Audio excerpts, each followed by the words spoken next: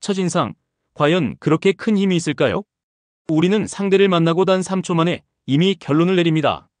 이 짧은 순간이 평생 기억을 좌우하기도 하죠. 심리학자들은 이를 후광 효과 헤일로 이펙트라 불렀습니다. 헤일로, 후광은 성인화나 성스러움의 상징이죠. 즉, 한 가지 빛이 전체를 덮어버리는 현상입니다. 잘 웃는 사람 친절할 것이다. 착시입니다. 정장을 입은 사람 똑똑할 것이다. 역시 착시죠. 첫인상은 강력한 필터처럼 우리의 눈을 가립니다. 이것은 진화 심리학적으로도 설명됩니다. 과거 생존을 위해 빠른 판단이 필요했기 때문이죠.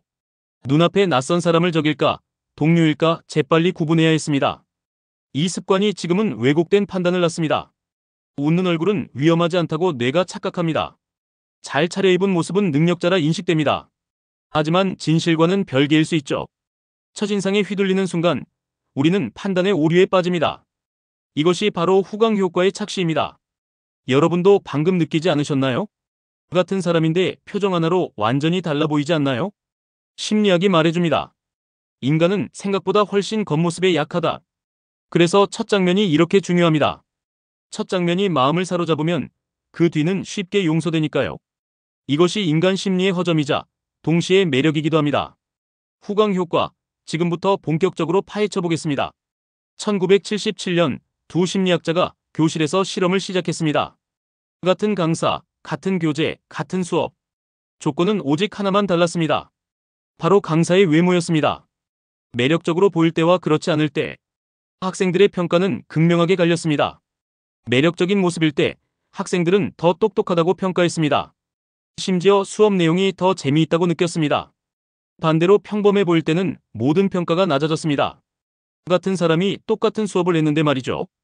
이것이 바로 후광 효과가 작동하는 순간입니다. 사람들은 한 가지 인상에 의해 다른 특성을 덮어 씌웁니다. 잘생겼다, 똑똑하다, 성격도 좋다, 유능할 것이다. 연쇄적으로 이어지는 착각이죠. 이를 심리학에서는 속성 전이 트랜스퍼 오브 애트러뷰츠라고 부릅니다. 즉, 하나의 장점이 다른 장점까지 전이됩니다. 재미있는 건 이 현상은 외모뿐 아니라 목소리, 제스처에서도 일어납니다. 차분한 목소리 믿을 수 있다. 자신감 있는 제스처 능력자일 것이다. 하지만 실제로는 아무 상관없습니다. 그저 후광 효과가 우리 눈을 속일 뿐이죠. 이 실험은 지금까지도 사회심리학 교과서에 단골로 등장합니다. 왜냐하면 너무나 명확하게 인간의 약점을 보여주기 때문입니다. 자, 여러분도 생각해보세요. 첫인상이 좋아서 괜히 능력까지 과대평가했던 경험 없으신가요? 이 장면은 바로 그 심리적 착시를 증명합니다. 취업 면접, 지원자가 들어옵니다. 밝은 미소, 또렷한 목소리. 면접관의 첫 생각은 괜찮아 보인다. 이 순간 능력까지 높게 평가될 수 있습니다. 실제 업무 능력과는 별개인데도 말이죠. 데이트 자리에서도 비슷합니다. 외모가 매력적이면 성격도 좋다고 착각하기 쉽습니다. 이른바 애정 편향이죠. 광고 속에서도 후광 효과는 자주 이용됩니다. 유명 배우가 음료수를 마시면 그 음료가 더 건강해 보입니다. 인플루언서가 가방을 들면 가방의 품질까지 고급스러워 보입니다. 후광 효과는 마케팅의 비밀 무기입니다. 기업들은 소비자의 착시를 적극적으로 활용하죠. 심리학자들은 이를 인지적 지름길 휴리스틱스이라고 설명합니다. 즉, 사람들은 빠른 판단을 하기 위해 단서를 단순화합니다. 좋아 보인다, 전부 좋다. 싫어 보인다, 전부 별로다. 이렇게 단순화된 판단은 편리하지만 위험합니다. 왜냐하면 사실을 제대로 보지 못하기 때문입니다. 우리는 매일같이 후광 효과 속에서 살고 있습니다. 쇼핑, 연애, 직장생활, 심지어 정치까지도요. 그런데 후광 효과는 긍정적일 때만 있는 게 아닙니다. 부정적인 첫인상은 더 강력하게 작동합니다. 처음에 차갑게 굴면 성격도 나쁠 것 같다고 여깁니다. 실제로는 그냥 피곤했을 뿐일 수도 있는데요. 이런 현상을 역후광 효과라고 합니다. 첫인상이 전체 평가를 깎아내리는 것이죠. 이 때문에 오해와 갈등이 생깁니다. 예를 들어 첫 미팅에서 말을 적게 하면 소극적이다, 능력이 없다는 꼬리표가 붙습니다. 하지만 사실은 조심스러운 성격일 뿐일 수도 있습니다. 부정적 후광은 더 치명적입니다. 사람들은 긍정보다 부정에 더 민감하기 때문이죠. 이를 부정성 편향 네거티버티 바이어스이라고 합니다.